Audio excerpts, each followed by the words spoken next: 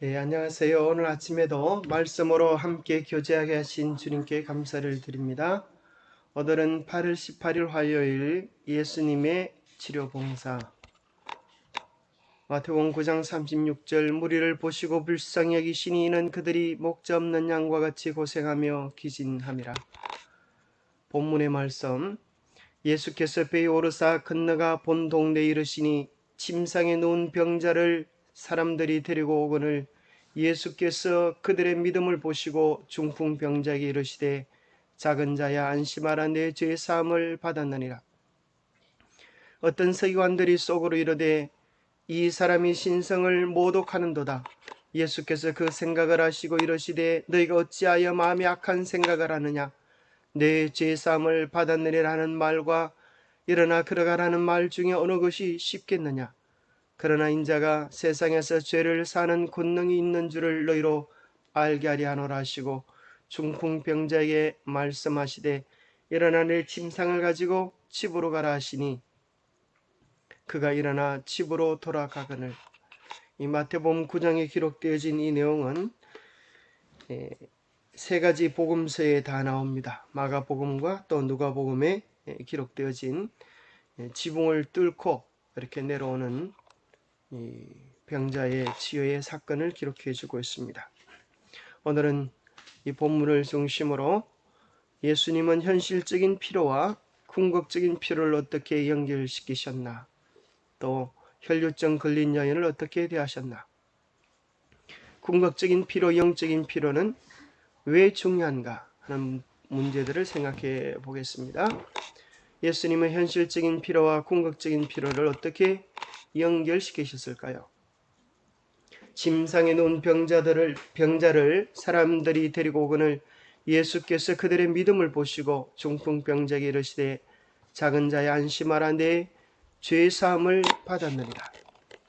이 중풍병자에게 있어서 현실적인 필요는 무엇보다도 중풍병이 치료되는 것이었을 것입니다. 사실 그러나 이 중풍병자의 마음속에서 간절히 소원하고 있었던 궁극적인 필요는 중풍병보다 더 중요한 것이 있었습니다. 그것은 그의 병의 원인이요 또 마음의 소원이었던 죄로부터의 사함을 얻는 것이었습니다. 그래서 이 시대의 소망에는 이렇게 기록되어 있습니다. 중풍병에 걸린 사람은 속수무책이었다.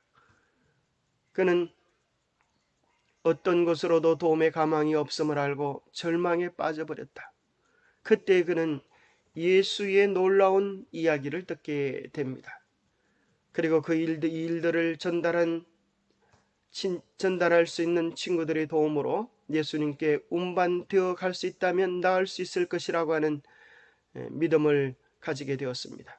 그러나 질병이 어떻게 그에게 이르러 왔는가를 기억할 때 그의 희망은 무너져 버렸습니다. 그는 순결하신 의원께서 당신 앞에 나가는 것을 용납하실까 두려웠습니다. 그가 진정으로 바란 것은 육체적 회복이라기보다 죄의 짐에서 해방되는 것이었습니다. 그가 만일 예수를 보고 용서와 하늘의 평강의 보증을 받을 수 있다면 그는 하나님의 뜻을 따라 살든지 죽든지 만족할 수 있었을 것입니다. 사실 우리 모두에게도 알고 보면 이 중풍병자와 같습니다. 오늘 우리가 현실적으로 물질이 필요하고 건강이 필요하고 여러 가지 필요들이 많지만 궁극적인 필요는 우리의 죄가 사함받고 하나님의 자녀로서의 구원을 보증받는 이것이야말로 어느 것보다도 궁극적이요 중차대한 문제일 것입니다. 예수님은 현실적인 필요를 채워주심으로 결국 그들의 가장 깊은 필요를 채우실 수가 있으셨습니다. 여기에서 현실적인 필요란 그들이 스스로 해결할 수 없다고 생각하는 삶의 영역을 말합니다. 그것은 담배 중독일 수도 있고 또 체중을 줄이는 문제일 수도 있고 식생활을 개선하고 스트레스를 감소시켜야 할 필요일 수도 있습니다. 아니면 먹을 음식과 집 또는 의료 지원일 수도 있습니다. 또는 결혼, 가족 관계에 대한 상담일 수도 있습니다. 이러한 현실적인 필요에 대한 그들의 필요를 채워주므로 그들의 관심을 영적인 것으로 더 영원한 것으로 우리는 그들을 이끌어 갈 수 있습니다.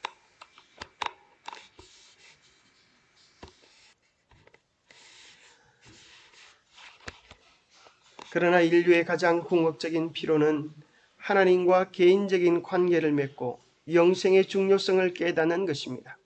죄로 망가진 세상에서 하나님과 화목을 이루는 것이야말로 우리 모두의 궁극적인 필요인 것입니다. 예수님의 혈류증 걸린 여인을 어떻게 대하셨나요? 열대를 혈류증으로 앓는 한 여자가 있었습니다. 많은 의사에게 많은 괴로움을 받았고 가진 것도 다 허비하였으나 아무 효용이 없고 도리어 더 중하던 차에 하는 이 구절을 의료직에 있는 사람들은 많이 싫어합니다. 왜냐하면 여기 보면 많은 의사에게 많은 괴로움을 받았고 가진 것도 다 허비하였고 아무 효용도 없고 도리어 더 중하였다 이렇게 말을 하니까 사람들이 아주 기가 차다고 생각합니다. 물론 우리가 의사에 대한 도움을 완전히 배제할 수도 없지만 또 전적으로 의사에게만 맡겨질 것도 아닙니다. 왜냐하면 우리는 주님이 쓰시는 도구에 지나지 않기 때문입니다.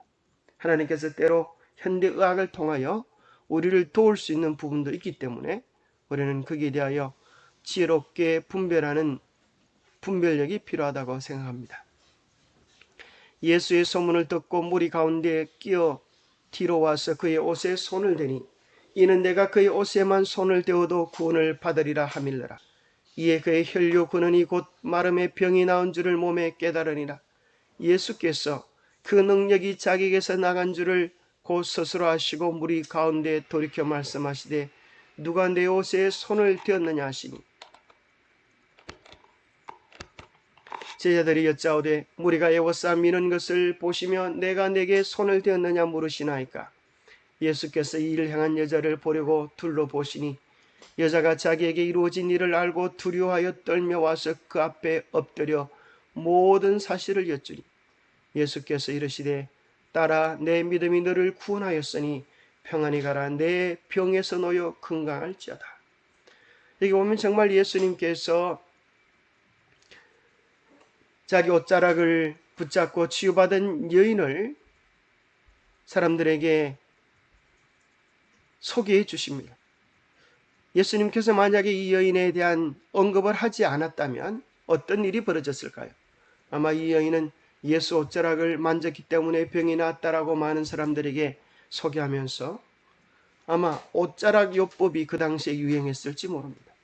예수님은 그런 오해들로부터 또 이 여인의 믿음이 궁극적으로 이룬 것을 보여주면서 이런 모든 필요들이 궁극적으로 예수 그리스도께 연결되기를 고대하셨습니다. 그래서 딸아 내가 치유받았다라고 이야기하지 아니하시고 딸아 내 믿음이 너를 구원하였으니 그러셨어요. 참 멋진 표현이지 않습니까? 그의 육신적인 회복을 통하여 궁극적으로 예수님은 하나님과의 연결된 끊어진 관계가 회복되어지고 영원한 생명으로 이어지기를 바라는 또 확정된 선포를 하고 계시는 것입니다. 딸아 내 믿음이 너를 구원하였으니 평안히 가라. 내 병에서 놓여 건강할지어다는 이 아름다운 선포는 오늘날 수많은 병자들이 또 우리 모두가 듣고 싶은 우리 주님의 구원의 선포가 아니겠습니까? 구원에 이르는 믿음은 단순히 진리에 대한 단순한 지적인 동의가 아니다. 온갖 것을 알기까지 믿음을 활용하지 않는 자는 하나님의 축복을 받을 수 없다. 그리스도에 관하여 믿는 것으로는 충분하지 않다. 우리는 그리스도를 참으로 믿어야 한다. 우리에게 유익을 주는 유일한 믿음은 곧 그리스도를 개인의 구주로 믿는 것, 곧 그리스도의 공로를 우리들 자신의 것으로 삼는 믿음이다. 많은 사람들은 믿음을 한 의견으로 여긴다. 구원하는 믿음은 그리스도를 받아들이는 자들이 자신들을 하나님과의 계약 관계로 결합시키는 한 글이다. 진정한 믿음은 생명이다. 산 믿음은 활력의 정과 의지하는 신뢰를 의미하며 그것으로 말미암아 영혼은 정복하는 능력자가 된다. 얼마나 놀라운 말씀입니까? 우리 모두에게는 구원하는 믿음을 가져야 될 필요가 있겠습니다. 어느 날 많은 사람들은 자칫 잘못하면 구원에 이를 뻔한 믿음을 가지다가 구원에 이르지 못하는 그런 비참한 처지에 이를 수 있습니다. 자, 여러분 한번 생각해 보세요. 죽을 뻔한 사람이 낫겠습니까? 살을 뻔한 사람이 낫겠습니까? 살을 뻔한 사람은 궁극적으로 죽었다는 이야기고, 죽을 뻔한 사람은 살았다라는 이야기가 아니겠습니까? 오늘 우리가 주님 전에 나오고 하나님 믿는 것은 살을 정말 삶의 경험을 경험하지 못하면, 정말 생명의 경험을 경험하지 못하면 살을 뻔한 사람의 운명이 될 수 있음을 기억해야 합니다. 예수 그리스도가 참으로 우리 개인의 구주이십니까? 예수 그리스도를 통하여 오늘도 생명을 얻고 능력을 얻고 삶을 변화시키는 활력을 얻고 계십니까? 마치 죽어가는 그 중풍병자가 예수 옷자락을 전심을 다하여 만졌던 것처럼, 그리하여 온 병의 근원이 낫는 경험을 했던 것처럼, 우리도 오늘 예수 그리스도를 진실로 경험하고 삶의 근원이 채워지는 영적 충만의 경험을 하기를 간절히 바랍니다. 예수님이 이 땅에 오셔서 하셨던 사역을 보면 마태복음 4장 23절에 예수께서 온 갈릴리를 두루 다니사 이 사람들 사이에 왕래하시면서 이 사회적 봉사를 하신 것입니다. 회당에서 가르치시며 이 교육, 그죠? 지적인 봉사를 하시고 천국 복음을 전파하시며 영적인 봉사를 하시고 백성 중에 모든 병과 모든 약한 것을 고치시면서 신체적 봉사를 하셨습니다. 그래서 이 원리 속에서 우리 삼육이라고 하는 지덕체, 지덕영의 원리가 나오는 것입니다. 세 가지 필요. 사람들은 이 세상 살면서 신체적으로 건강한 것, 또 정서적으로 안정을 누리고 사람들과의 좋은 관계를 유지하며 살아가는 사회적 건강, 이런 것들을 누리고 싶어 합니다. 그러나 여기서만 멈춘다면 그것은 잘 먹고 잘 살다가 죽는 것으로 끝이 납니다. 우리는 더 나아가서 이 모든 필요가 궁극적으로 추구하는 영적 관계 회복으로 연결되어져야만 합니다. 우리가 먼저 그래야 하고 또 이 영적 축복의 경험을 통하여 사람들을 이 가운데로 이끌 수 있어야 합니다. 이것이 예수님께서 우리에게 주시고 싶어하는 궁극적인 축복입니다. 나는 포도나무요 너희는 가지라. 그가 내 안에 내가 그 안에 거하면 사람이 열매를 많이 맺나니 나를 떠나서는 너희가 아무것도 할 수 없습니다. 예수 그리스도와 연결되어 있을 때 우리는 풍성한 축복의 주인공, 천국의 주인공, 열매의 주인공이 되게 될 것입니다. 그런데 많은 사람들이 예수 가까이는 오지만 예수의 옷자락을 경험하지 못하고 예수의 몸에 부딪히지만 능력을 경험하지 못하고 사는 것과 같이 오늘날 많은 사람들이 이 복음, 말씀이 능력이 되지 못하고 경험이 되지 못하고 체험이 되지 못한 이유는 무엇일까요? 그것은 그들의 마음의 중심에 예수보다 더 좋아하는 것들이 자리 잡고 있기 때문입니다. 욥기 22장에 보면 이런 말씀이 있습니다. 내 보화를 티끌로 여기고 오빌의 금을 계곡의 돌로 여기라. 그리하면 전능자가 내 보화가 되시며 내게 고귀한 은이 되시리니. 오늘 우리가 무엇을 보화로 여기고 무엇을 우리의 삶의 최고의 목표로 여기고 살아가고 있습니까? 그것이 예수 그리스도가 아니라면, 오히려 그것이 예수 그리스도께 나아가는 것을 막고 있다고 하면 우리 주님은 그것을 티끌로 여기고 돌로 여기고 버리라고 이야기하십니다. 그리하면 그리할 때에 전능자가 우리의 보화가 되시며 우리의 삶의 진정한 주권자가 되어서 그분이 우리를 얼마나 사랑하는지, 그분이 우리를 위하여 어떠한 계획을 가지고 계시는지를 경험하게 되실 것입니다. 세상의 모든 것들은 우리에게 유익을 줄 뿐, 우리의 필요를 채워주는 차지만 궁극적으로 예수 그리스도를 만나지 못하면 죽음으로 멸망으로 이끄는 유혹물이 되고 많은 것입니다. 우리가 잘 아는 이런 멋진 그림이 있죠. 굿, 좋다는 것입니다. 굿이라고 하는 단어의 갓 하나님을 빼면 영만 남습니다. 세상에 아무리 좋은 것을 얻었다 할지라도 하나님이 계시지 않으면, 예수님이 계시지 않으면 아무 의미와 소용 가치가 없는 것입니다.